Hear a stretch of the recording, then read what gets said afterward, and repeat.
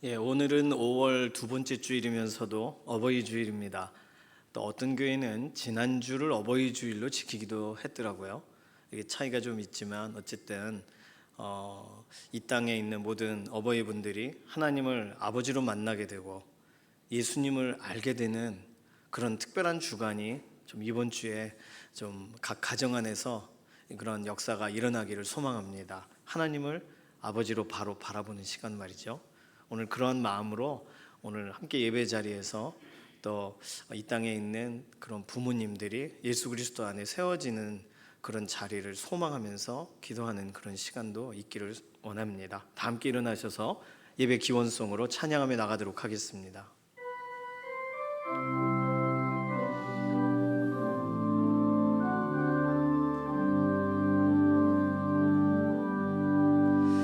나 주님을 사랑합니다. 참 사랑의 주를 경배해 한 마음으로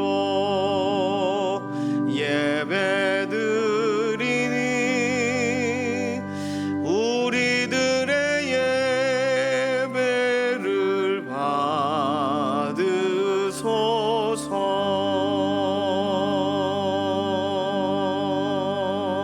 받으소서. 함께 신앙 고백하시겠습니다. 전능하사 천지를 만드신 하나님 아버지를 내가 믿사오며 그 외아들 우리 주 예수 그리스도를 믿사오니 이는 성령으로 잉태하사 동정녀 마리아에게 나시고 본디오 빌라도에게 고난을 받으사 십자가에 못 박혀 죽으시고 장사한 지 사흘 만에 죽은 자 가운데서 다시 살아나시며 하늘에 오르사 전능하신 하나님 우편에 앉아 계시다가 저리로서 산 자와 죽은 자를 심판하러 오시리라. 성령을 믿사오며 거룩한 교회와 성도가 서로 교통하는 것과 죄를 사하여 주시는 것과 몸이 다시 사는 것과 영원히 사는 것을 믿사옵나이다. 아멘.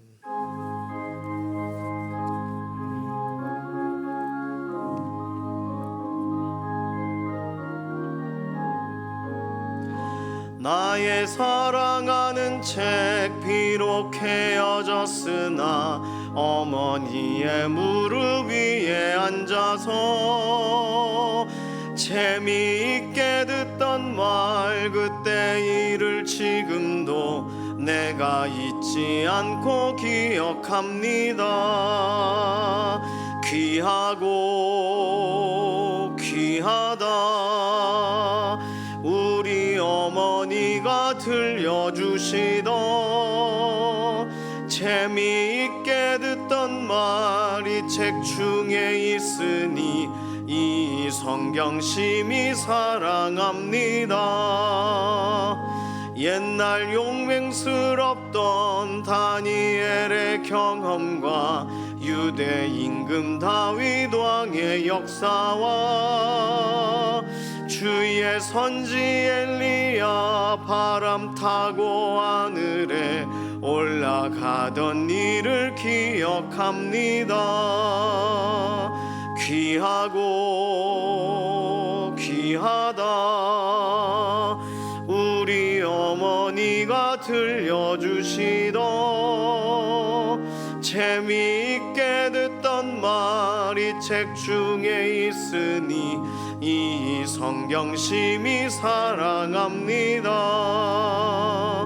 예수 세상 계실 때 많은 고난 당하고 십자가에 달려 죽임 당하니 어머니가 읽으며 눈물 많이 흘린 것 지금까지 내가 기억합니다. 귀하고 귀하다 우리 어머니가 들려주시던 재미있게 듣던 말이 책 중에 있으니 이 성경 심히 사랑합니다. 그때 내일은 지나고 나의 눈에 화나오 어머니의 말씀 기억하면서 나도 시시때때로 성경 말씀 읽으며 주의 뜻을 따라 살려 합니다. 귀하고 귀하다 우리 어머니가 들려주시던 재미있게 듣던 말 이 책 중에 있으니 이 성경 심히 사랑합니다.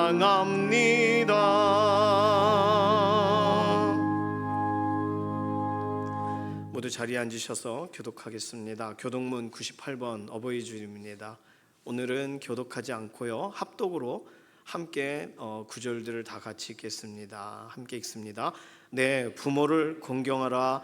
그리하면 내 하나님 여호와가 내게 준 땅에서 내 생명이 길리라. 내 아들아, 내 아비의 훈계를 들으며 내 어미의 법을 떠나지 말라. 이는 내 머리에 아름다운 관이요 내 목에 금사슬이니라. 너를 낳은 아비에게 청종하고 내 늙은 어미를 경히 여기지 말지니라. 내 부모를 즐겁게 하며 너를 낳은 어미를 기쁘게 하라. 자녀들아, 주 안에서 너희 부모에게 순종하라. 이것이 옳으니라. 내 아버지와 어머니를 공경하라. 이것은 약속이 있는 첫 계명이니 이로써 내가 잘 되고 땅에서 장수하리라. 아멘. 같이 기도드리겠습니다.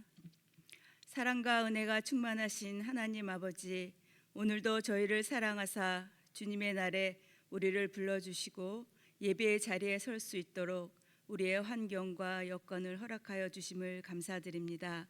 한 주간도 주의 은혜로 살아왔음에도 불구하고 주 앞에 온전치 못해 수많은 죄를 지었습니다. 주님, 마음으로, 입으로, 생각으로 지은 모든 죄, 교만한 마음으로 다른 사람들을 정죄하고 사랑 없이 행동한 모든 죄를 용서하여 주옵소서. 오늘은 특별히 어버이 주일을 맞아 주님 앞에 나왔습니다. 우리에게 부모님을 허락하시고 부모님의 사랑과 헌신의 눈물을 통해 성장하게 하심을 감사드립니다. 자녀인 저희들이 마음 깊이 그 사랑을 이해하며 겸손히 섬기는 자녀들 되게 하옵소서. 우리들의 부모님 건강을 지켜주시고 남은 생에 주님이 주시는 평안과 기쁨이 날마다 넘치는 삶을 살게 하옵소서. 아버지, 이 나라 이 민족 주 앞에 올려드립니다. 우리를 불쌍히 여겨주시옵소서. 모든 분야에서 무너진 체계가 정상적으로 회복될 수 있도록 주님이 통치하여 주옵소서. 온전한 대한민국이 될 수 있도록 주님 인도하여 주옵소서. 6월 3일은 대통령 선거일입니다. 주 안에서도 하나 되지 못한 우리의 현실이 참 암담합니다. 민주주의를 지킬 수 있도록 주님 우리를 도와주옵소서. 그들의 정치 싸움에, 그들의 밥그릇 싸움에 국민들이 동요되지 않고 희생되지 않게 하옵소서. 주님이 우리에게 지혜를 주시고 분별력을 허락하사 주님의 뜻을 잘 헤아릴 수 있는 우리들이 되게 하옵소서. 우리가 할 수 있는 일은 모일 때마다 또 각자의 골방에서 나라를 위해 주님 앞에 기도 드릴 수밖에 없사오니 우리 모두 기도의 자리에서 주님 앞에 간구하는 자들 되게 하옵소서. 교회와 가정을 위해 기도드립니다. 말씀 안에서 진리로, 기도 안에서 은혜로운 세대가 연결되게 하시며 세대 갈등이 복음의 은혜 안에서 변화되며 서로 사랑으로 품고 기도하며 또 다음 세대에게 아낌없는 지원과 사랑을 나누는 교회 되게 하옵소서. 각 가정에서 치유가 일어나고 가정에서 작은 천국을 맛보며 살아가게 하옵소서. 담임 목사님과 사역자들에게 늘 성령 충만함과 영육간 강건함을 허락하여 주시고 주님 주신 사명을 잘 감당할 수 있도록 지혜도 주시옵소서. 이 시간 목사님을 통해 말씀을 듣습니다. 말씀 듣는 이 시간 우리에게도 은혜를 충만케 하사 한 주간 그 말씀 붙들고 삶 속에서 적용하며 살아가게 하옵소서. 주님 앞에 올리지 못한 우리의 기도도 주님 다 아시오니 다 응답하여 주시고 늘 동행하여 주실 줄 믿습니다. 오늘도 예수님을 우리에게 보내주셔서 우리를 살게 하신 아버지의 크신 사랑에 감사드리며 우리 주 예수님 이름으로 기도드립니다. 아멘.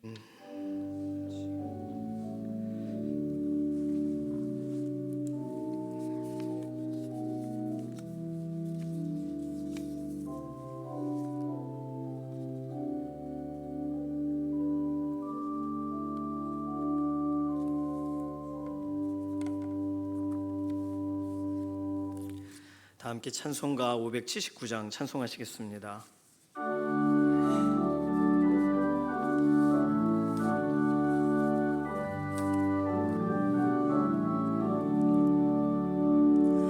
어머니의 넓은 사랑 귀하고도 귀하다. 그 사랑이 언제든지 나를 감싸줍니다. 내가 울 때 어머니는 주께 기도드리고 내가 기뻐 웃을 때에 찬송 부르십니다. 아침 저녁 읽으시던 어머니의 성격책 손때 남은 구절마다 모습 본 듯합니다. 믿는 자는 누구든지 영생함을 얻으리. 들려주신 귀한 말씀 이제 힘이 됩니다.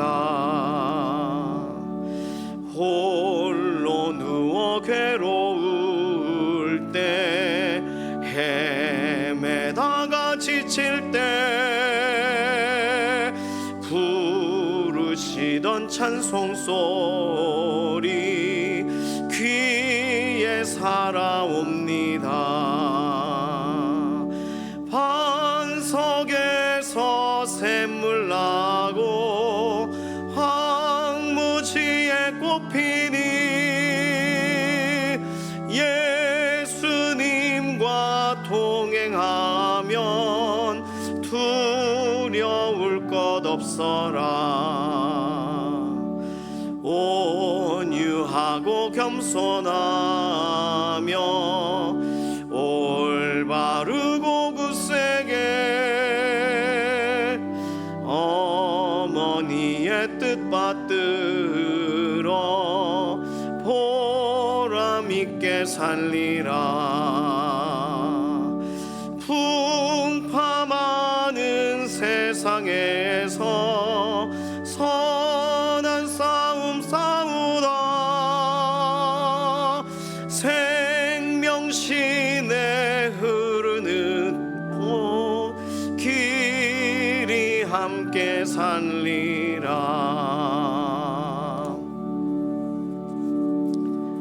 오늘 주시는 하나님 말씀은 예레미야 4장 5절에서 10절까지의 말씀입니다. 너희는 유다에 선포하며 예루살렘에 공포하여 이르기를 이 땅에서 나팔을 불라 하며 또 크게 외쳐 이르기를 너희는 모이라 우리가 견고한 성을 들어가자 하고 시온을 향하여 깃발을 세우라. 도피하라. 지체하지 말라. 내가 북방에서 재난과 큰 멸망을 가져오리라. 사자가 그 수풀에서 올라왔으며 나라들을 멸하는 자가 나와왔으되 내 땅을 황폐하게 하려고 이미 그의 처소를 떠났은즉 내 성읍들이 황폐하여 주민이 없게 되리니 이로 말미암아 너희는 굵은 배를 두르고 애곡하라. 이는 여호와의 맹렬한 노가 아직 너희에게서 돌이키지 아니하였음이라. 여호와의 말씀이니라. 그날의 왕과 지도자들은 낙심할 것이며 제사장들은 놀랄 것이며 선지자들은 깜짝 놀라리라. 내가 이르되 슬프도소이다. 주 여호와여, 주께서 진실로 이 백성과 예루살렘을 크게 속이셨나이다.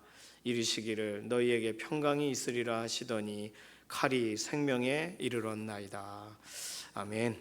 마음이 상한 자를 고치시는 주님 찬양합니다.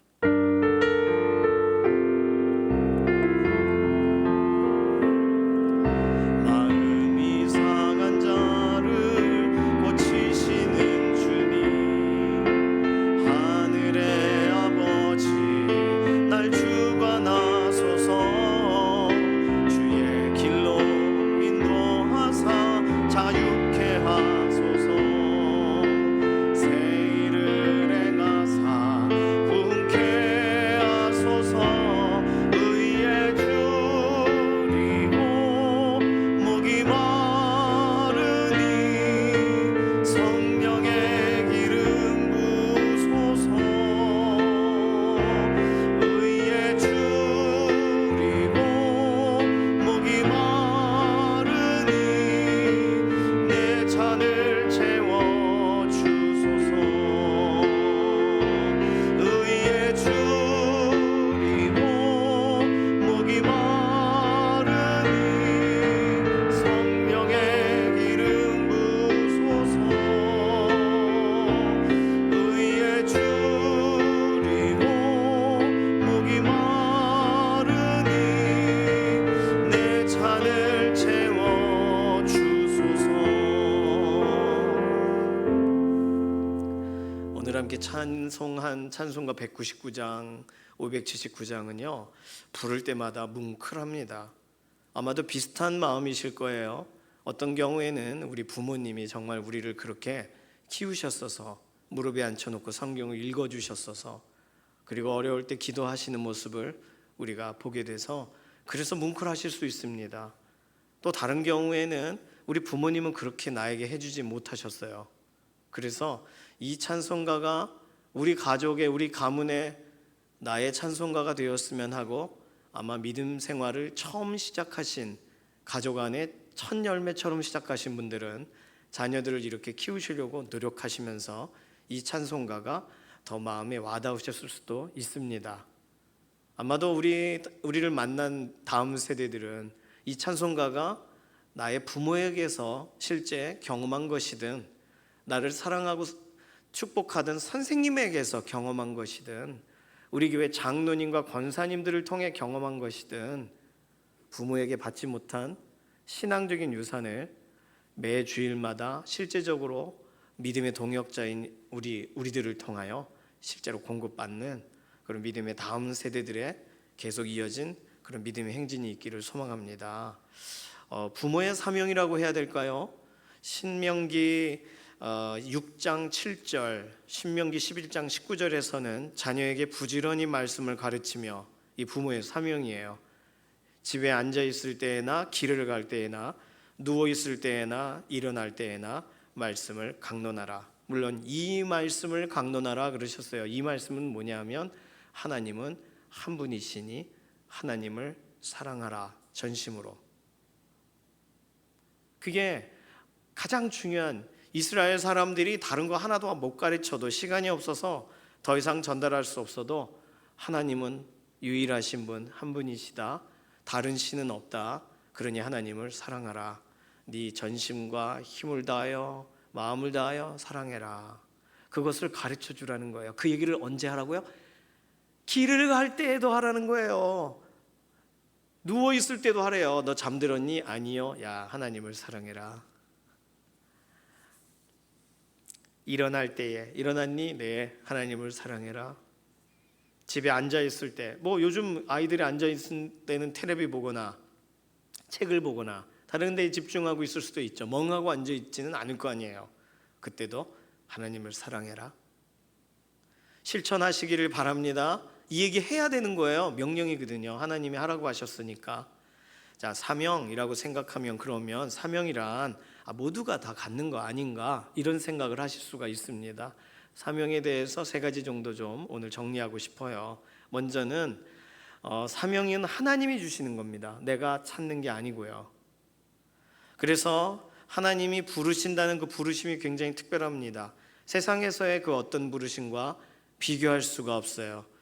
그래서 하나님께서 주신 것이 맞다면 이거 하나님이 주신 거구나 하면 그 길, 사명의 길을 걸어가고 있다는 것 자체는 다른 것과 비교할 수 없는 상당히 숭고한 일입니다. 다른 어떤 길과 비교해서도 안 되고요. 오늘 이 자리에 계신 믿음의 동역자분들, 사명자분들, 하나님께서 우리 각 사람들에게 주신 우리 각자만의 사명을 가벼이 여기지 마시고, 그게 한 주간만 진행되는 사명이든 1년만 주시는 사명이든 내가 예수님 만난 이후부터 몇 년째 지금 계속 주시고 계시는 사명이든 어떤 사명이든 내가 따르면서 나의 기준과 나의 어떤 생각으로가 아닌 하나님이 주셨다라는 그 사명의 시작을 기억하시면서 믿음으로 이루어 가시기를 바랍니다. 두 번째로, 사명은요 주로 환경을 통하여 확인할 수가 있습니다. 확인이 안 된 사명은 망상이에요. 머릿속에만 있는 거예요. 이게 나의 사명이지 하고 실천을 안 하시면 그건 내 것이 아니에요. 하나님이 걷어가실 겁니다. 사명은 확인이 돼요. 하나님은 환경을 통해 확인시켜 주십니다. 신앙 공동체를 통해 확인시켜 주세요. 예를 들어 임직하신 분들, 난 부족해요 그러신데 우리가 볼 때는 임직자가 되셔야 돼요. 그러니까 이렇게 투표를 해주신 거잖아요. 그러면서 임직하신 분들의 마음은 이게 사명이구나. 지금까지는 내 손에 이렇게 잘 맞지 않았었는데 이제는 어떻게든 내가 하나님이 부르신 그 부르심의 자리에서 몸된 공동체의 일부로 역할을 감당해야 되는구나라는 그런 선한 부담감을 갖는 게 정상입니다. 사명을 꽃을 달았군요. 사명을 나에게 주어진 하나의 명예로 생각하는 순간 사명을 이루지 않아요. 때로는 생각지 못한 낯선 환경에서 사명이 주어지기도 해요. 공동체에서 세워지기도 하지만, 가정 안에서 세워지기도 하지만, 좋은 기회에 사명이 세워지기도 하지만 생각지도 못할 때 이게 도대체 사명일까 싶을 만한 상황들이 존재하기도 합니다. 다시 말해서 환경이라고 하면 열린 환경도 있고 닫힌 환경도 있는 거예요. 열린 환경은 누가 봐도 활짝 열린, 당연하죠 하고 모두가 인정하는. 그런데 닫힌 환경은 뭐예요? 그러면 누가 봐도 도저히 안 될 것 같은, 왜 굳이 지금 이걸 해야 돼? 라고 묻는. 특히 가정 안에서 오늘 꼭 왜 교회를 가야 돼? 나에게는 사명인데, 나에게는 하나님을 바라보고 오늘 주일을 구별하여 한 주간을 살고 싶은 그러한 소중한 사명이라고요. 그런데 이해 못하는 가족이 있을 수 있습니다. 닫힌 환경이죠. 그래서 열린 환경이든 닫힌 환경이든 하나님이 나에게 주신 게 명확하다면 사명의 길을 가는 거예요. 그런데 우리는 닫힌 환경은 사명을 줄 수 없는 환경이라고 생각하는 경우가 있습니다. 사명을 완수하는 우리 입장에서는 상당히 피로하죠. 그러나 하나님이 나를 부르시고 같이 가자, 사랑하는 자야 같이 가자 하시면 나는 그냥 같이 가기만 하면 되는 게 아니라 내 입장에선 사명이 되는 거예요. 왜냐하면 따라가야 되니까요.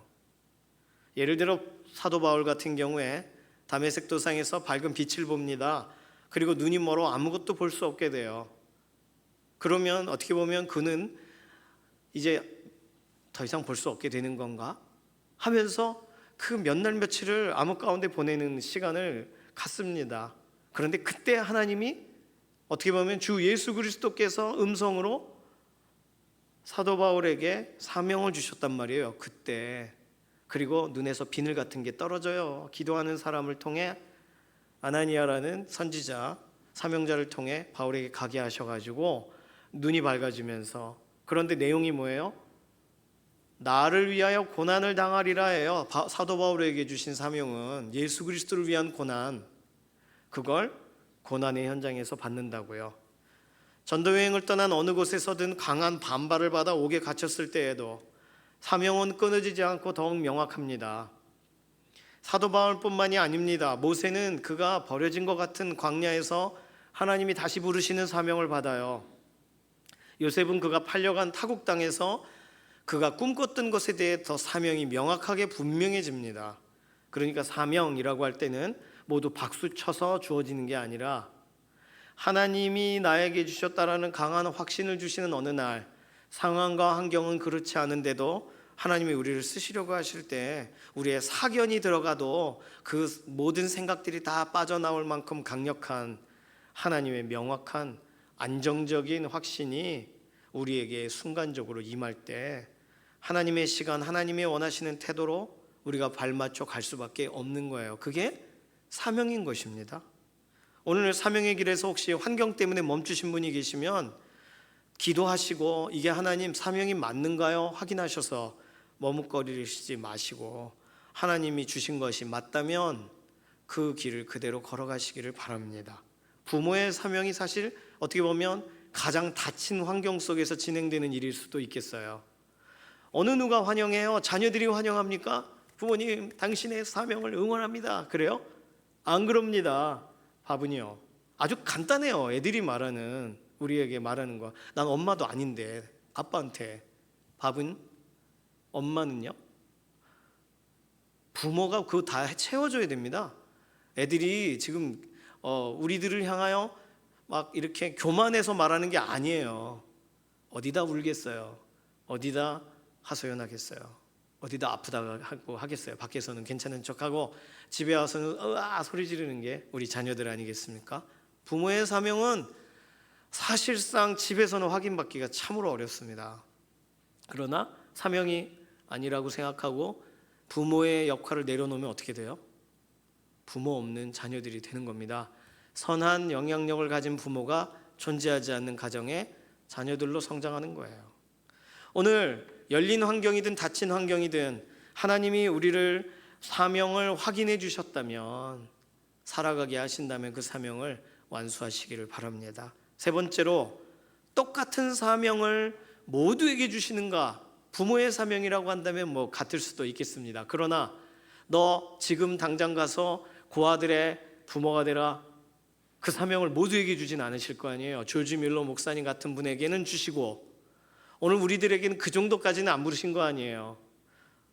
그러니 사명의 무게라고 한다면 확실히 하나님이 주실 때 차이점이 있다는 거예요. 오늘 본문에 보면 하나님은 예레미야에게 사명을 주십니다. 뭐라고 사명을 주시냐면 유다와 예루살렘에 선포할 메시지를 주세요. 근데 메시지가 내용이 시온에게 도피하라고 해라. 이 땅을 황폐하게 하려고 하나님께서 부르신 막대기 같은 나라들이 곧 온다는 거예요. 그게 7절이에요. 이로 말미암아 애곡하라는 거예요. 울라는 거예요. 이들이 돌이키지 않는 결과로 일이 일어나기 때문에 울며 안타까워하라는 거예요. 8절. 이게 예레미야에게 주신 사명입니다. 자, 그런데 하나 더 특이한 구절이 남아 있는데 9절에 보시면 예루살렘이 공격을 받는 그날에 왕과 지도자들은 낙심할 것이며 제사장들은 놀랄 것이며 선지자들은 깜짝 놀라리라 라고 해요. 자, 제사장, 선지자, 왕은 하나님이 기름 부어 세웁니다. 그렇다면 기름 부어서 세워진 사람들을 배제한 사명이잖아요. 왕도 깜짝 놀라고 낙심하고 제사장도 놀라고 선지자도 놀라요. 하나님이 기름 붓고 또는 이런 방식의 안수의 방식을 통하여 세워졌는데 그들은 예루살렘이 망하는 걸 생각을 못해요. 지금 누구에게만 메시지가 주어졌냐면 예레미야 선지자에게만 주어집니다. 하나님이 세우신 사람들이라면 약간의 힌트가 있어야 되잖아요. 힌트를 안 주세요. 단호하세요. 그날에 그 디데이 날에는 하나님이 기름 부어 세운 사람일지라도 기름 부음이 끊어졌다거나 하나님이 버렸다는 의미가 아니에요. 이 사람들을. 심지어 여기 선지자들이라고 할 때 거짓 선지자들을 말하겠습니까? 낙심과 놀람이 있다는 거예요. 하나님의 사람들인데도. 왜 그럴까요? 이들이 타락해서 예레미야만 못해서? 아닙니다. 선지자 얘기만 할까요? 예레미야 당시에 예언자들이 있어요. 그들이 예레미야만 못하지 않아요. 우리 새벽에 살펴본 것처럼 예레미야 직전에는 스바냐 선지자가 활동합니다. 예레미야 사역 초기에는 나훔 선지자가 활동해요. 예레미야 사역 중기에는 하박국 선지자가 활동한다고요. 예레미야 사역 후기에는 오바댜 선지자가 활동합니다. 이 네 명이 최소한 예레미야만 못하다거나 또는 예레미야에게 메시지를 줄 만큼 하나님이 예레미야와 친숙하다거나 이런 얘기가 아니라는 것을 우리는 알 수 있습니다. 하나님이 각자에게 주신 메시지가 다른 거거든요. 누구는 깨닫지를 못해요. 누구는 깨달아요. 누구는 이스라엘이 아닌 에돔에 대해서 저주하는 예언을 해요. 특이해요. 하나님이 이렇게 각각의 사명자에게도 사명의 부르심의 차이를 주세요. 그러면 왜 그들이 예레미야에게 하신 말씀과 같은 말씀을 듣지 못할까요? 당연합니다. 하나님께서 공개하시지 않아서 그런 거예요. 그들이 어떤 실수를 했다거나 하나님이 기뻐하시지 않는 모습으로 살았다거나 그런 게 아니에요. 하나님 소관이에요. 하나님이 보여주시는 거와 하나님이 들려주시는 사람의 제하는 점을 갖는 겁니다. 또 하나님께서 그들에게 감추신 거예요. 예레미야에게만 공개를 하신 거예요. 그들은 그들이 예언할 내용으로 집중하게 하셨고, 예레미야는 예레미야가 예언할 내용으로 집중하게 하신 거예요. 그들이 이해할 수 없는 길에 들어서더라도 좀 전에 말씀드린 나홈, 스바냐, 하박국, 오바댜 이 네 선지자는 하나님의 말씀을 의심하면 안 돼요. 하나님이 공개를 안 하셨으니까 안 하신 대로 따라가야 되는 거예요. 그리고 누군가가 하나님의 메시지를 칼날같이 외칠 때 나에게는 없는 메시지인데 비교할 필요 없어요. 그 메시지를 주신 하나님을 존중함으로 또 다른 하나님의 백성으로서의 길을 이 네 명의 선지자는 걸어가면 되는 거예요. 그것이 사명의 시간이 지나서 사명이 멈춘 것처럼 보이는 시간에 우리들이 해야 될 일입니다. 그러니까 사명은 원칙적으로 비교가 불가능한 것입니다. 하나님을 존중하는 사람만이 그 시대를 정상적으로 통과할 수 있도록 하나님은 도우실 뿐이에요. 그러니 우리가 깨닫든 깨닫지 못하든 우리의 아둔함 때문이 아닐 수도 있다는 거, 우리가 기도를 할 때 왜 기도가 응답이 되지 않는가라는 부분으로 우리 자신을 저울질하지 말아야 될 이유가 또 다른 이유가 존재할 수도 있다는 거, 우리는 그걸 기억해야 됩니다. 되어지지 않는 일을 볼 때 나는 버려졌는가 라고 생각하시면 안 된다는 거. 하나님은 하나님의 사람을 하나님이 쓰시고 싶으신 위치에 쓰실 뿐이에요. 그게 사명이라는 거예요. 그러니까 절대로 다른 사람이 안 하는데 내가 왜? 라고 하지 마세요. 사명은 하나님이 각 사람에게만 주시는 겁니다. 같은 사람을 만났을 때 시너지가 있을 수 있으나 그 사람은 한 주일짜리 사명일 수 있어요. 저는 2주짜리 사명이라면, 저는 한 달짜리 사명일 수 있어요. 그분은 1년 내내 지키고 있는 사명이라면 다른 거예요. 오늘 하나님께 사명을 받은 것이 분명하다면 그 사명 받으신 거 멈추지 말고 한 걸음에 더 나아가시기를 바랍니다. 왜냐하면 내가 전하지 않으면, 내가 그 사명대로 살지 않으면 아무도 그렇게 사는 사람은 없을 테니까요. 하나님이 똑같은 사명을 모두에게 주신 게 아니라는 전제하에서 말입니다. 사명에 대해 3가지를 말씀드렸습니다. 사명은 분명히 하나님이 주시는 것인데 닫힌 환경 속에도 받을 수도 있고, 열린 환경 속에서 모두에게 당신은 정말 옳아요라고 받을 수도 있고, 그러니 어느 곳에서든 우리는 사명을 확인할 수 있어야 된다는 거, 그리고 모두에게 동일한 사명이 주어지지 않는다는 거. 자, 오늘 어버이 주일입니다. 나에게 주어진 사명은 무엇인가요? 부모로서 나에게 주어진 사명은 무엇인가요? 다른 부모들이 하고 있는 것이 아닌 나에게 주어진 사명, 그 부분을 기도 중에라도 말씀 가운데라도 하나님 이번 한 주간 확인해 달라고 기도하며 나아가야 되는 줄로 믿습니다. 자, 오늘은요 여기까지가 더 중요한 게 아니에요. 이 다음에 훨씬 중요합니다. 그렇다면 하나님이요 예레미야 선지자에게 너 선언해라, 너 도망가라고 말해줘라, 너 적군이 온다고 얘기해줘라 라고 했어요. 그러면 예레미야의 반응이 어때야 되는 거예요? 오늘 본문에 보면 너무나도 이상하다는 거예요. 오늘 보면 10절에 보면 예레미야의 반응은 공동 번역을 보면 훨씬 더 명확합니다. 이 말씀에 나는 항의하였다. 주 야훼여, 당신이 이 예루살렘 백성을 속이시다니, 꼼짝 못하게 속여 넘기시다니, 칼이 목에 닿았는데도 잘 되어 간다고 하시지 않으셨습니까? 예레미야 선지자는 지금 닫힌 환경을 예고하시는 하나님의 메시지에 어떻게 반응하고 있는 거예요? 그 어떤 메시지든 전할 생각을 해야 되는데 항의하고 있단 말이에요. 예레미야는 눈물의 선지자인데 너 울어라 라고 하나님이 메시지를 주셨는데 항의하고 있다고요. 지금 사명자가 해야 될 일입니까? 하나님은 우리가 원하든 원치 않든 하나님이 하실 일을 하십니다. 성경은 그래서 우리가 별로 읽고 싶지 않은 구절을 남겨뒀어요. 하나님은 죽이기도 하시고 살리기도 하신다는 구절을 써놓으셨다고요. 그렇다면 살리시는 메시지를 주시든지 죽게 된다는 메시지를 주시든지 사명자는 뭘 해야 돼요? 전해야 되는 거예요. 그런데 지금 예레미야가 너무 과민 반응하는 것처럼 보입니다. 하나님의 말씀에 너무 마음이 격양이 돼서 그런 걸 수도 있겠죠. 자, 그런데 오늘 본문은요, 각주가 굉장히 중요합니다. 오늘 4장 10절 아래 각주가 있으신 성경을 보시면 각주에 뭐라고 써 있나요? 2번 뭐라고 써 있어요? 그들이 이르기를. 그들이 누굽니까? 9절에 나와 있는 깜짝 놀란 선지자들일 겁니다. 하나님의 사람이라고 나름 말하고 살던 사람들일 거예요. 낙심한 상태에서 도대체 이게 무슨 일인가, 하나님은 우리에게 복을 주셔야 되는 분 아닌가라고 말하는 세상 사람들을 말하는 거예요. 심지어 제사장들이 말했을 수도 있어요. 낙심의 결과, 놀람의 결과예요. 자, 그럼 그들이 말하기를 이라는 말은 하나님께서 예레미야에게 전하라고 하시는 예루살렘에 대한 예언을 듣고 예레미야가 뭐가 생각난 거예요? 그들이 하던 말이 생각난 거예요. 그들이 이르기를 하나님은 복을 주신다 해놓고 칼을 주십니까? 라고 그들이 말했다는 거예요. 지금 본문의 순서를 잘 읽으실 필요가 있습니다.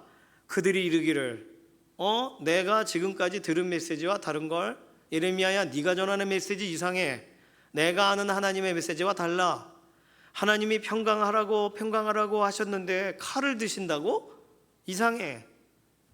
사람들이 말을 한 거예요. 학자들은 이 구절이 4장 10절이 거짓 선지자들이 말한 내용을, 사람들에게 평안하다 가모니설로 했던 그 말들을 백성, 지도자, 왕, 제사장, 선지자들, 심지어 예레미야까지도 영향을 받은 것으로 해석을 합니다. 하나님의 선포에 의아해하고 답답해하면서 항의하게 된 배경을 설명하는 거예요. 그렇다면 의외의 오늘 본문을 우리가 만나게 된 겁니다. 예레미야가 무엇을 못한 거예요? 우리 앞에 사명에 대한 설명을 드린 것을 다시 돌아와서 정리하면, 예레미야는 하나님이 예레미야에게 주신 메시지를 오해했어요. 다른 사람들의 말과 비교해 본 거예요. 두 번째, 이렇게 닫힌 환경 속에서 주시는 메시지를 사명이라고 봐야 되는가? 울어라, 예루살렘을 위해 울어라가 사명인가? 라고 의문을 제기한 거예요. 세 번째는 모두에게 동일하게 주시는 사명이라고 생각할 때 예레미야가 잘못 받았나라고 생각한 거예요. 사명자의 위기는 언제 찾아오나요? 사명자의 위기는 다른 사람의 말을 하나님이 주신 것보다 더 가치 있게 들을 때 발생합니다. 지금 진행되는 어떤 사건들과 여러 가지의 상황을 하나님이 나에게 명확하게 매 순간 때마다 확인해 주시는 메시지와 비교할 때 발생합니다. 하나님께서 하신 말씀과 같아 보이는 또 다른 근거가 확인이 안 되는 말씀들을 갖다 놓을 때, 그때 우리는 내게 주신 사명이 흔들리기 시작하는 거예요. 성경에 예시가 있습니다. 열왕기상 13장에 보면은 베델에 살던 늙은 선지자가 있어요. 그분도 한때 선지자 일을 했겠죠.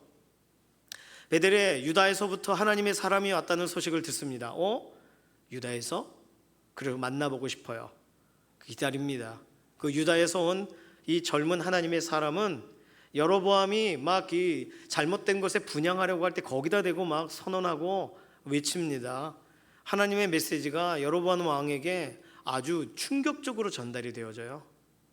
그러면서 이 하나님의 사람은 메시지를 딱 전하고 하나님이 말씀하신 대로 누군가 길에서 만나거나 또는 누가 뭐 떡을 준다 그러면 먹거나 하지 마라, 물을 준다고 해도 먹지 말고 왔던 길로 되돌아오지도 말고 다른 길로 돌아가라.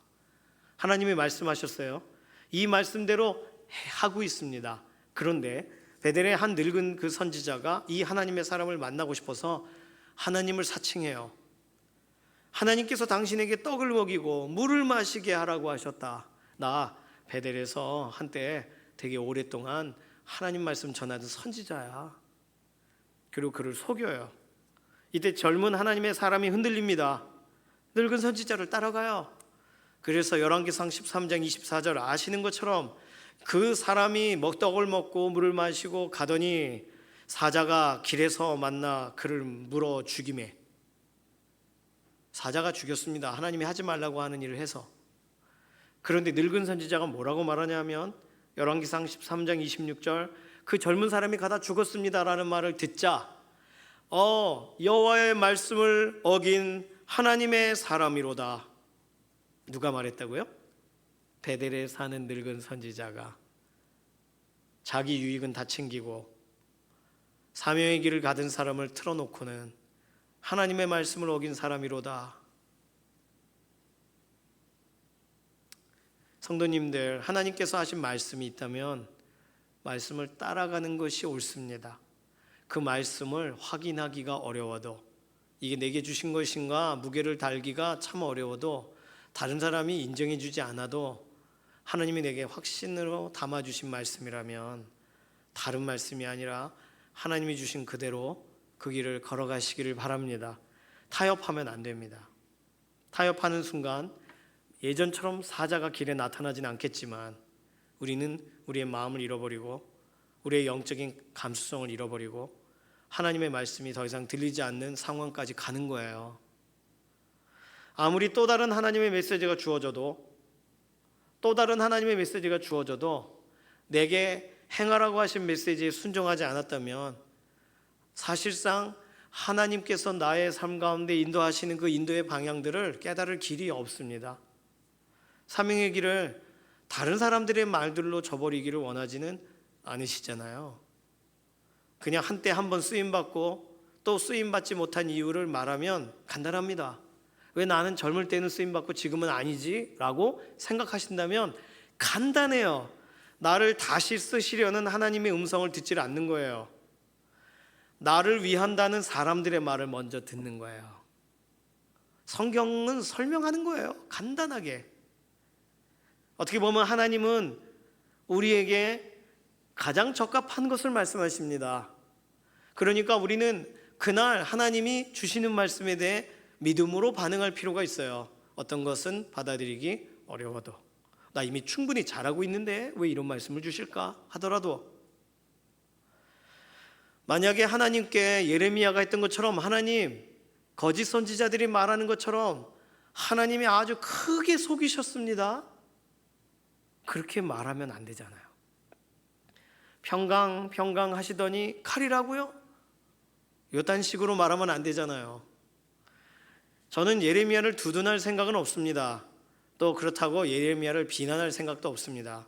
왜냐하면 오늘 본문 하나님의 말씀을 듣고도 다른 사람의 말에 휘둘리는 건 예레미야 말이 많이 아니기 때문입니다.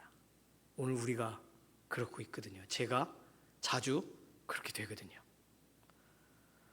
질문을 해볼까요? 지난 한 주간 나는 어떠한 음성에 가장 많이 흔들리셨습니까? 어떠한 소식에 가장 많이 답답해 하셨나요? 어떤 상황 가운데서 견딜 수 없는 마음을 가지셨었나요? 혹시 하나님이 주신 말씀이 와서 견딜 수 없었던 것보다 더 견딜 수 없었던 그 상황은 무엇인가요? 지금 우선순위를 빼앗긴 겁니다. 그냥 세속적인 지식으로 세상을 평정하는 듯이 이거 이렇게 따르면 됩니다라고 말하는 유튜버의 말을 혹시 따라가고 계셨었습니까? 아니면 내가 좋아하는 사상, 내가 꿈꾸는 세상에 걸맞는 뉴스의 소리들에만 집중하셨었습니까? 그냥 다 모르겠고 현실적인 것 말고 다 가상적인 삶으로 그렇게 살아가려고 혹시 하신 적은 없습니까? 그러다 보면 하나님께서 이 땅을 다스리고 계신다는 것이, 하나님께서 각 사람들 머리 위에 숯불을 올리고 계시다는 것이 우리에게 느껴지지 않게 돼요. 각 사람들 하나님을 존중함으로 말을 하는 사람들을 하나님이 기록하고 계시다는 말씀을 우리는 기억하지 못하게 돼요. 그래서 하나님께 향하지 않게 됩니다. 우리가 계속 듣는 이야기들은 무엇인가요? 예레미야와 같이 지금 행동하고 있는 건가요? 정신을 차려야 됩니다. 하나님께서 내게 주신 말씀이 밖에서부터 들어오는 소리에 함몰되지 않도록, 문 밖에서 두드리는 소리가 아무리 커도 하나님이 내 내면에 대고 하시는 말씀이 훨씬 더 크게 들려줘야 되는데, 하나님의 말씀을 듣고 하나님이 주시는 사명의 길로 걸어가야 되는데, 그 어떤 것이 우리를 자꾸 비교하게 만들고 우리를 자꾸 넘어지게 만들고 있습니까? 그들의 말이 슬프도소이다. 그들의 말이 하나님 속이셨습니다. 그들의 말이.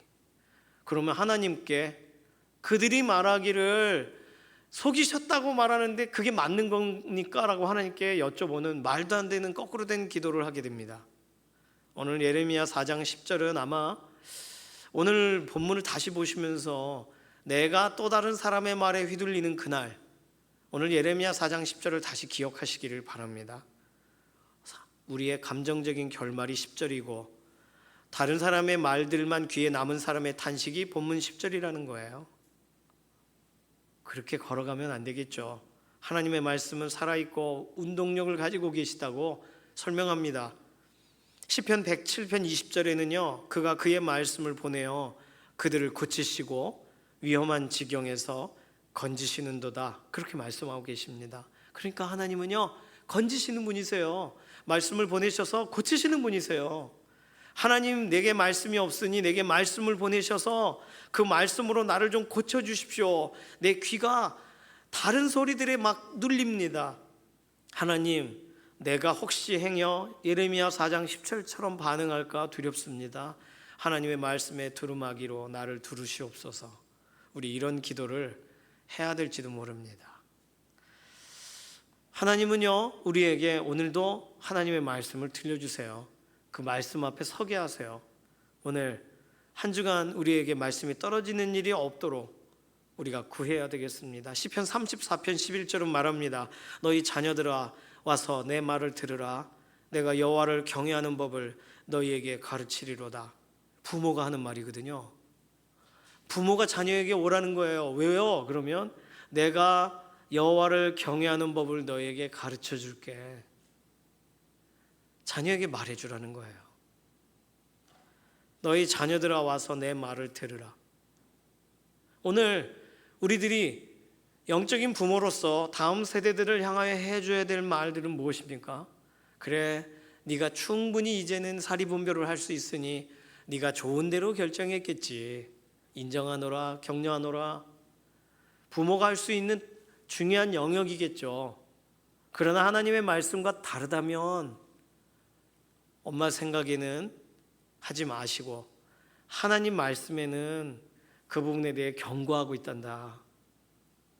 아빠 생각에는 이라고 말하지 마시고 하나님의 말씀에는 네가 지금 하고 있는 일에 대해 염려하고 계신단다. 말해줘야 되는 거예요. 그것이 하나님을 경외하는 법을 우리가 설명할 수 있는 방법이고 하나님의 말씀에 우리가 온전히 사로잡혀 쓰임받는 방법입니다. 안 그렇게 되면 자녀들 얘기를 듣고 자녀 앞에서는 웃어주고 하나님 앞에 가서 예레미야와 같이 할지 모릅니다. 보소서, 저 기도하고 키웠습니다. 근데 저 아이의 행동을 보소서.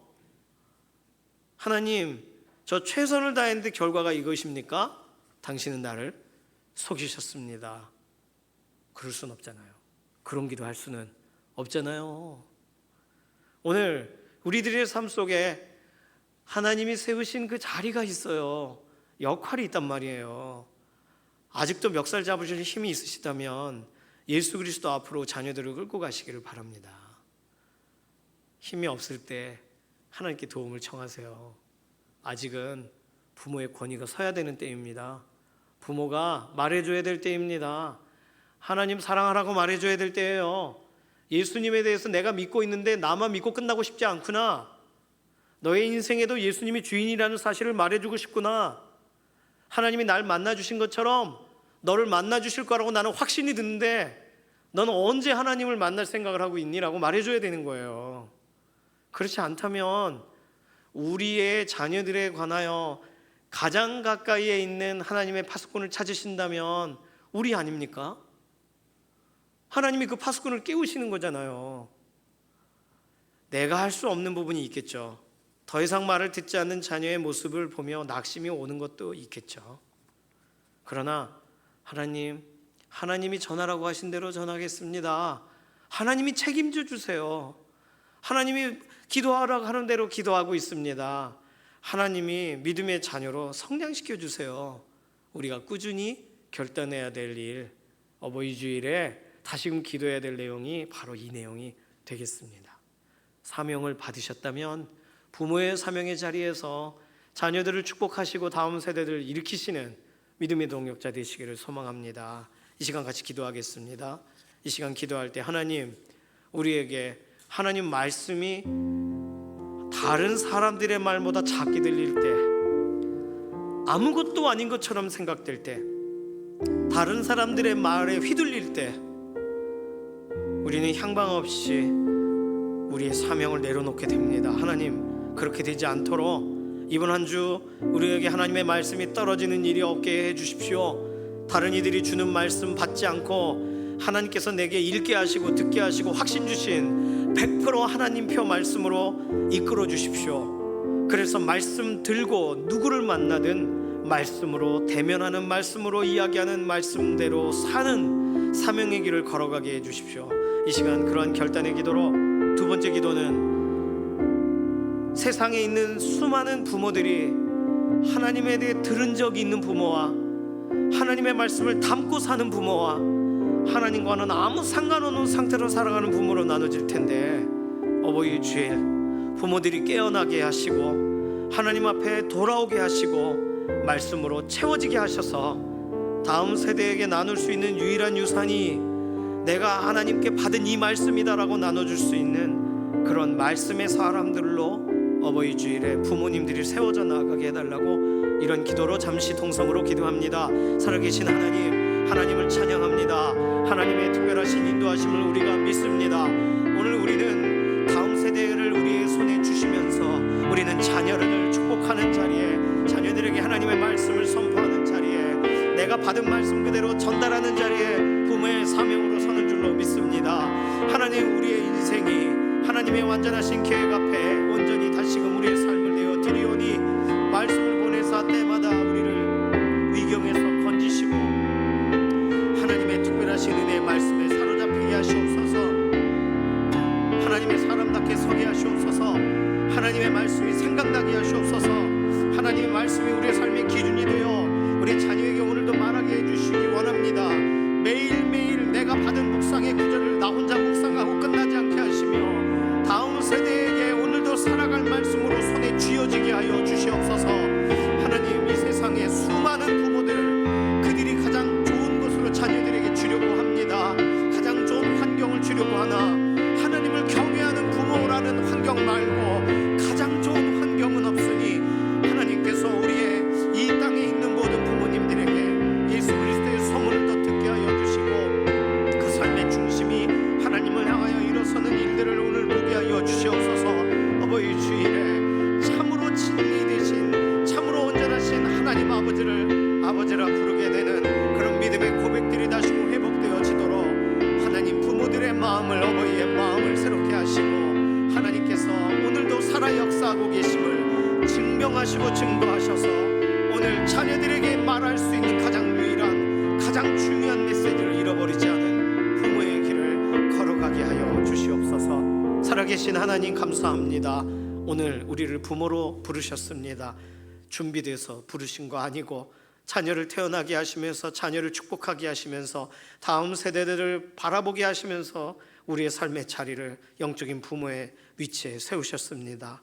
우리에게 담아주셔 이미 전달하게 하실 메시지들을 우리가 다시 확인하기 원하고, 우리에게 말씀이 부족한 듯 하시다면 하나님 말씀을 보내사 위험한 지경에서 건지셔서 우리가 하루하루 살아갈 때에 무엇으로 살아가는지가 우리 입에 달려있는, 담겨져 있는 말씀으로 드러나게 우리의 신앙 고백처럼 고백이 나오게 되기를 원하고, 먼 길 떠나는 자녀들에게 말씀으로 권면하여 말씀대로 그 말씀 붙들고 살아가라고 말해주는 하나님의 사명자로 부모의 사명의 길 걸어가게 하여 주시옵소서. 감사드리며 살아계신 예수님의 이름으로 기도드립니다.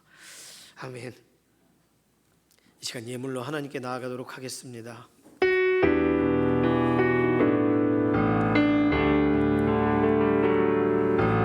오직 주의 은혜로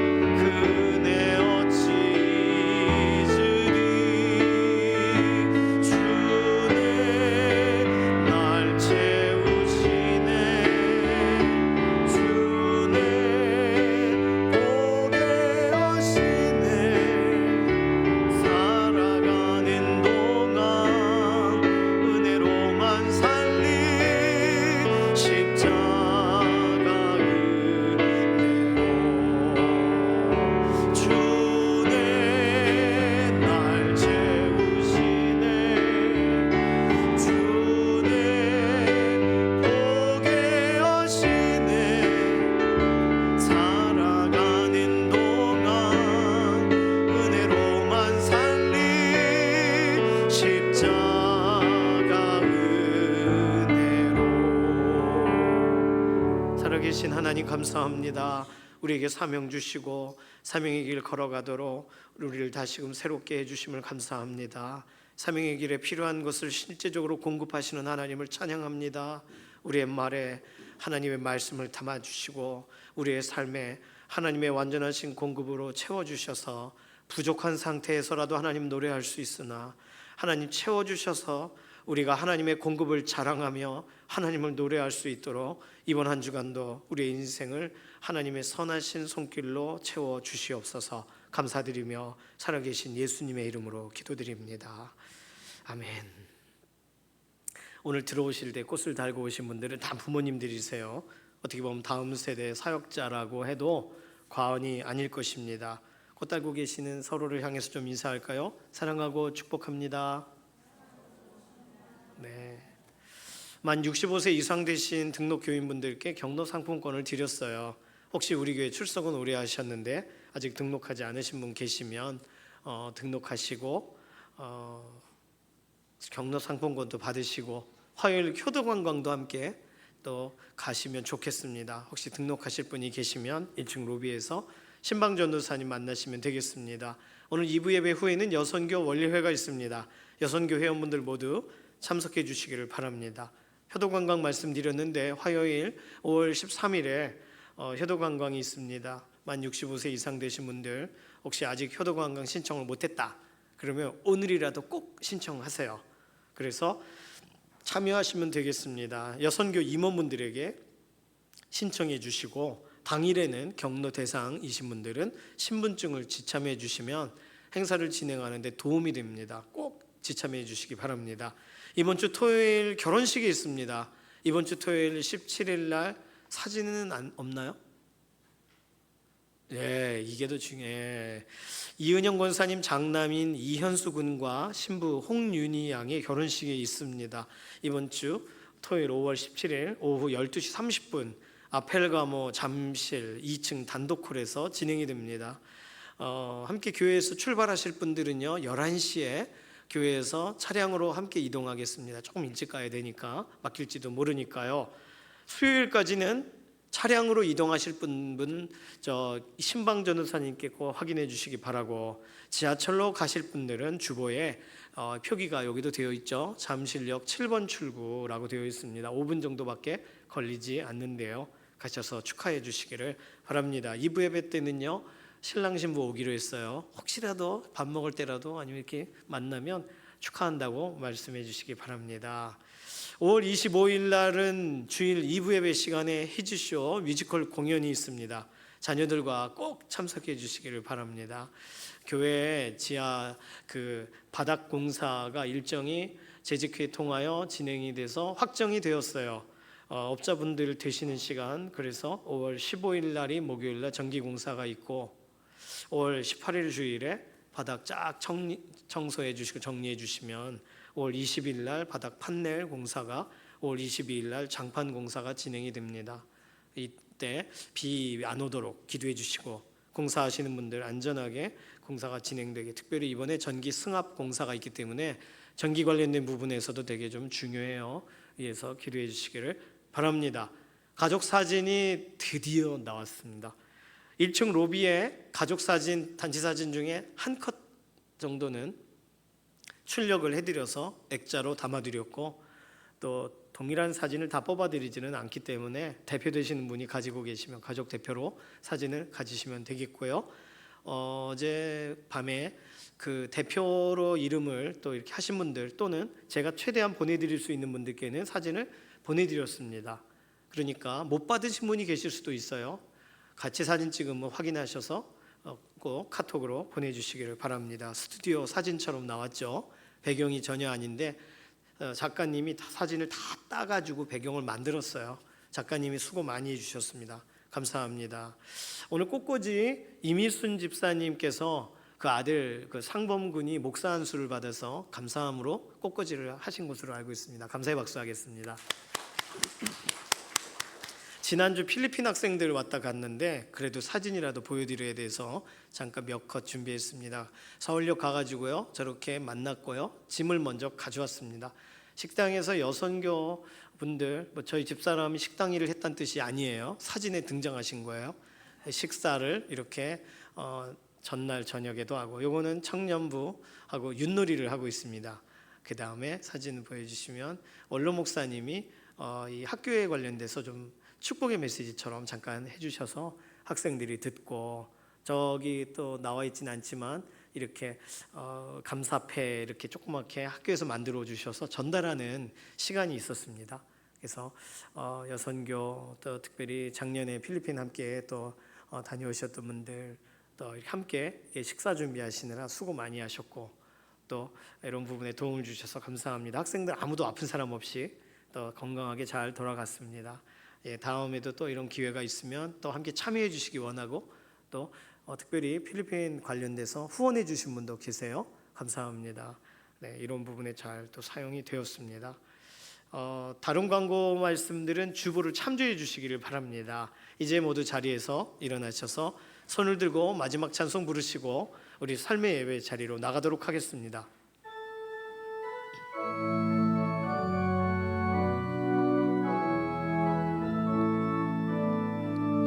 살아계신 주, 나의 참된 소망, 두려움이 사라지네. 사랑의 주내 갈 길 인도하니, 내 모든 삶의 기쁨 늘 충만하네.